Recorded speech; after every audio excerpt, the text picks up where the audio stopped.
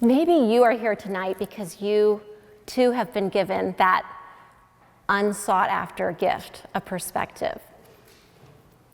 You may have experienced disappointment and loss, the loss of a loved one, of a dream that you had for your family, the loss of innocence through abuse, the loss of health or relationships, or even your reputation. I have learned that loss is loss. So I think that comparing my loss to your loss just drives us farther apart. But if I were to sit up here or to sit with you one-on-one and to acknowledge whatever loss or pain that you have in your life, that brings us closer together. Maybe it's just a vague sense that you have, the sense that this is not the life I signed up for. So I don't know exactly what you have gone through or are going through or where you are, but I just want you to know that I honor it and I care. So those of you who followed my blog or read Rare Bird, is there anybody here who's read the book yet? Thank you. Thank you. You know a little bit more about my story. And some of you who read the blog may feel like, I've never met Anna, but I know her. And that's absolutely true. If you ask my college friends here, I know, where's Pam? Okay? When you know me, I'm the same person on the blog and the book and at Panera. So if you feel that way from following my blog, you do know me. And I'm happy that you're here tonight. So if you know more about my story, you know that 3.5 years ago, I was a suburban mom with 2 kids, Jack and Margaret, and my husband Tim, just living a regular suburban life in Northern Virginia. And one September day, the second day of the new school year for my kids, 3 friends knocked on our door asking if Jack and Margaret could go outside and play in the warm rain with them. I said yes. And I saw the 5 happy kids go down our long driveway to the cul-de-sac below. What I didn't know was that the strange weather that day had morphed into a tropical storm, and that there was flash flooding. I couldn't see any of that from my bay window. I could just see kids coming in and out of my view down in the cul-de-sac having a really good time. I also couldn't know that my kids would end up in one of those boys' backyards where a creek was. It wasn't until I heard thunder that I got in my car and drove the 4 houses down to bring my kids home that I found out that my 12-year-old son Jack had fallen in the creek somehow. Those seconds and moments will always be with me. Jack ended up dying in the creek, launching our family into a level of pain and loss that previously had been unfathomable.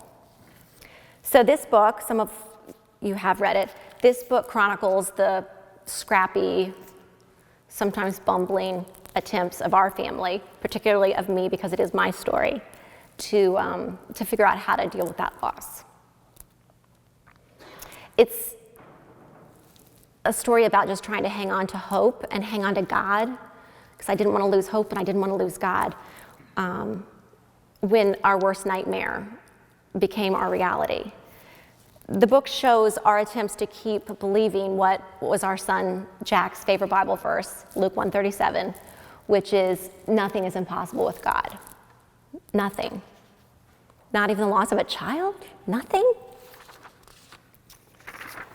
I want to stress that Rare Bird is not a book for Christians only. And I say this, we're in a church, and I'm going to talk a lot about God. But it's not a book for just Christians. So feel free to, share it with anyone that you feel could benefit from it. But to try to tell my story and talk about my life and separate out my faith would be bizarre, because it is my story. And also, at times when your entire life turns to crap, you're more likely to think of the big things, aren't you? You're more likely to think about God, think about the meaning of life, think about your spiritual beliefs. So to ignore the impact of loss on our spiritual lives would have been really avoiding and missing something, a big part of the story. I think it's because, and I think some of you all can relate to this, but when you're dealing with matters of life or death, the petty does fall away. And it's almost surprising when you look around in the world and other people are talking about, whose kids are in the gifted program, and they're talking about what team they're rooting for and clothes, and it's just hard to believe that anyone could talk about such things at a time like that. It's like, are you kidding me? If it doesn't have to do with life and death and God and whatever we're doing here in the world, who cares? Trials can bring us to greater belief, and I have, seen that, but they can also destroy our faith. Actually, just in experiencing Jack's death, we've seen both of these situations with our friends. People who have come closer to God and people who have turned away from God. About a week after Jack's death, we were coming out of church, and it was just so weird to have 3 people, not 4. And I just looked sunken and hollowed, and each step I took felt wrong, and the sun seemed too bright. And as we went out of those doors of the church, I said something to God in my head. And what I said was, the ball is in your court. I said, I'm going to keep trusting you, even though I do not understand this. But my days of trying hard are over. I was going to stop striving. I was going to stop trying. I mean, look where it got me, right? And I was just going to see if God would show up. But it would have to come from him. It was not going to come from me. And he did. At that point, I was not even sure that I could survive this situation, that I could survive losing Jack. But in those early days and weeks and months, I just kept getting these glimmers of hope. And I kept getting these feelings of peace that would wash over me. And I kept getting like light in the darkness because it was such a dark situation. And I knew that that wasn't coming from me. I would even catch myself being grateful. And I would look and I'd think, why am I grateful? But I would find myself being grateful that I'd had the opportunity to mother Jack for 12 years. Even in the midst of this, that gratitude was already bubbling up. Talk about a mystery. There are 2 Bible verses that I want to share tonight.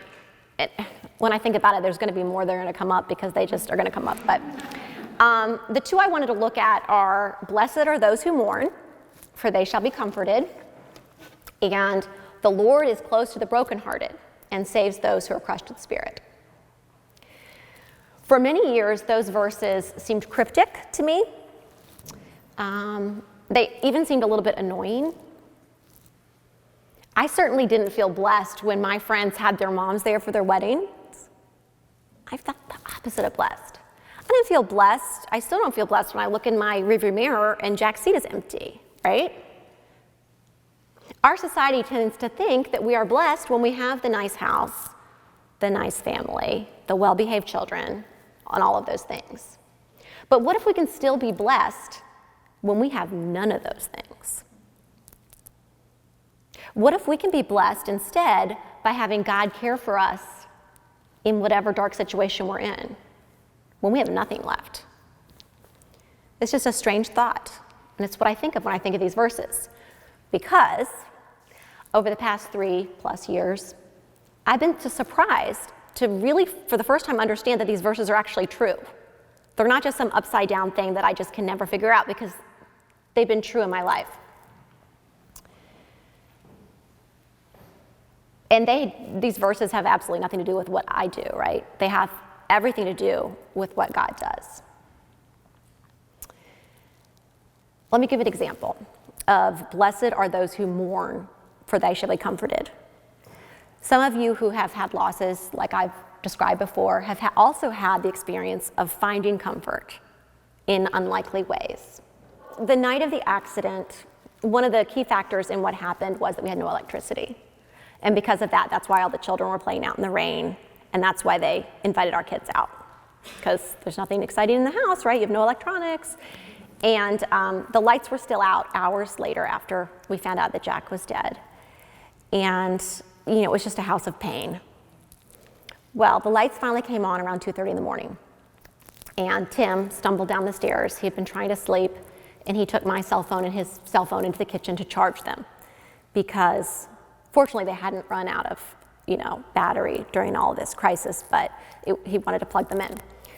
So we went into the kitchen and plugged them in, and then he came and got me and said, "You need to see this." So my cell phone, when we plugged it in, did not come up with the password screen, which is usually there, or it didn't come up with, like little programs or apps. What happened was right when he plugged it in, a Bible verse appeared. And I just thought I would read it to you. This is actually a screenshot of what my cell phone looked like. So this is about 4 hours after, no, longer than that, maybe 6 hours after Jack had been found. "For I am convinced that neither death nor life, neither angels nor demons, neither the present nor the future, nor any powers, neither height nor depth, nor anything else in all creation will be able to separate us from the love of God that is in Christ Jesus our Lord." That's an example of "Blessed are those who mourn, for they shall be comforted." Okay. Should we read about sex because we're in a church? Okay. All right. Okay, good. And then we'll do Q&A? Okay.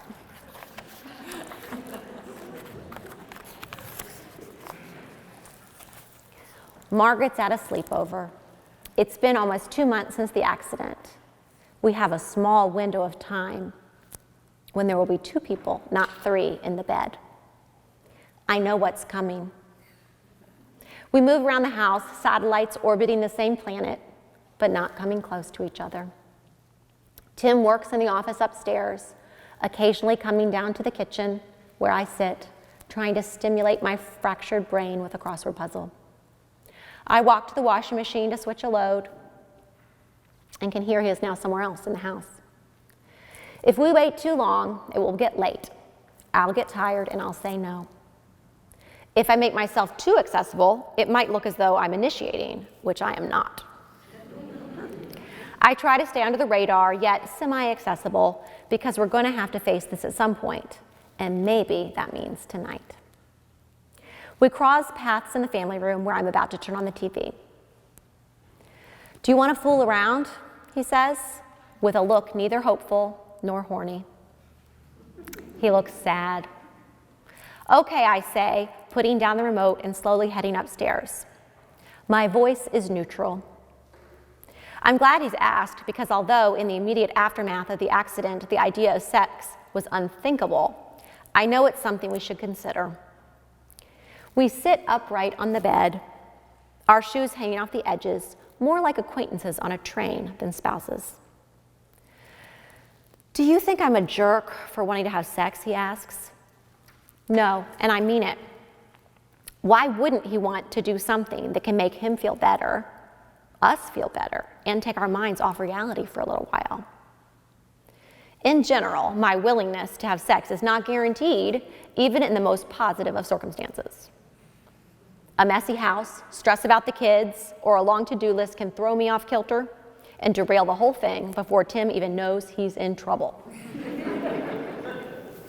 He has learned that even if things look favorable, there is no guarantee that we'll make it to the finish line. And now, with the complication of grief, his proposition is especially risky. Sex brought us our children and will always be linked to them. He continues in his formal way. "It's just that you don't really want to on a normal day, so I can't imagine you want to do it now." I nod. He gets it. I wish I had been a more fun, spontaneous wife when things had been easier. But I thought life had been difficult then. I remember reading that sex can be one of the greatest comforts to a man, so I say yes. We make it through, and it is good. I'm proud of us, but I wonder how long it will be before we can do it without both of us crying. So the question is, how can we be comforting to other people, but we don't know what to say? I would recommend just your presence and not worry too much about the right words. It's almost paralyzing, isn't it, to worry about saying the wrong thing? But what happens? People stay away, they ignore you, they treat you like you are less than. It's not on purpose, but that's what happens. And so I would say try to cut yourself some slack, because if your intention is loving, that completely comes through. And so I wouldn't worry too much about the right thing to say, but I would say be there for the person. So don't say, is there anything you need? But find a way to fulfill a need. And you're not waiting to be thanked, right? I mean, that doesn't matter, you don't care. You just want to do one little thing to make life less lonely and hard. And so little things that have helped me were texts.